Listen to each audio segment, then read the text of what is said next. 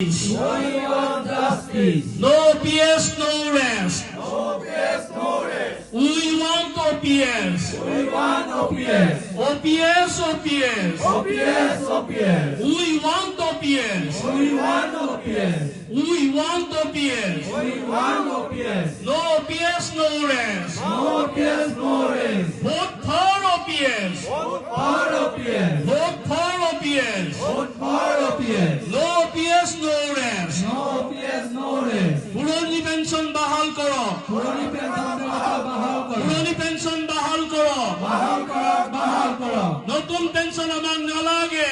নালাগে, নালাগে। নতুন পেঞ্চন বাতিল কৰক। বাতিল কৰক, বাতিল কৰক। পুৰণি পেঞ্চন বাহাল কৰক। বাহাল কৰক, বাহাল কৰক।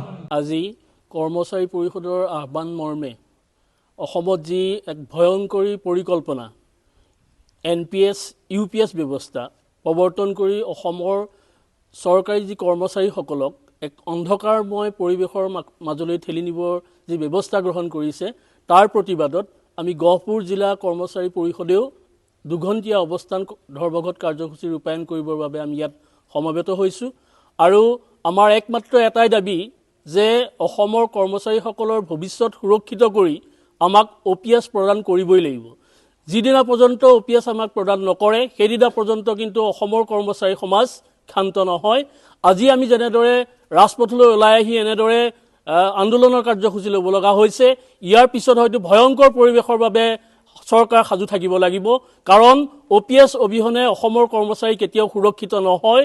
অসমৰ এতিয়াও পৰ্যন্ত প্ৰায় 10-12 হাজাৰ কৰ্মচাৰী অৱসৰ গ্ৰহণ কৰিছে যিসকলে মাত্ৰ 1,1200-1,500 টকাৰে তেওঁলোকৰ জীৱন নিৰ্বাহ কৰিবলগীয়া হৈছে যিটো এজন হাজিৰা কৰা কৰ্মচাৰীতকৈ ন্যূনতম এটা পৰিমাণ চৰকাৰে দি কি ব্যৱস্থা কৰিব বিচাৰিছে আমি বুজি পোৱা নাই।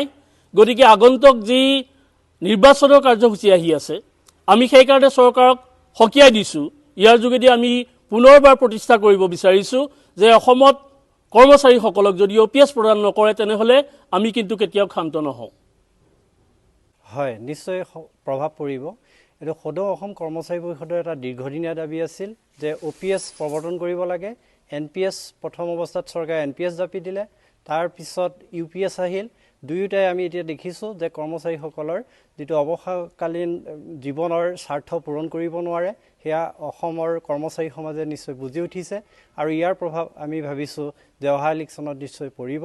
কৰ্মচাৰী পৰিষদে এই OPSৰ দাবীত যি আন্দোলন কৰিছে তাৰ প্ৰতি যদি চৰকাৰে কোনো মানে যোগাত্মক দৃষ্টিভংগী নেদেখুৱায় তেতিয়াহ'লে ইয়াৰ প্ৰভাৱ নিশ্চয় আগন্তুক ইলেকশ্যনত পৰিব বুলি আমি ভাবিছোঁ।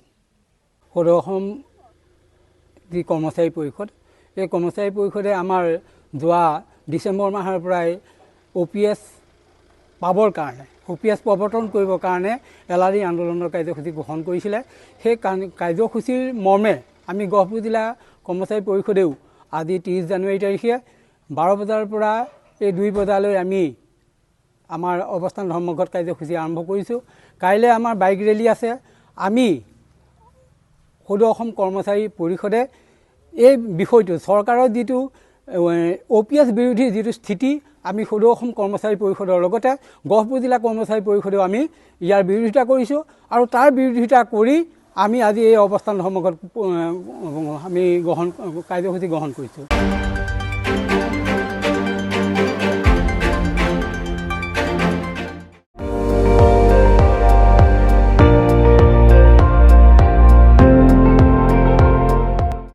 আপুনি চাই আছে ND24 সৰ্বশ্ৰেষ্ঠ নহয় সৰ্বোত্তমৰ দৌৰত।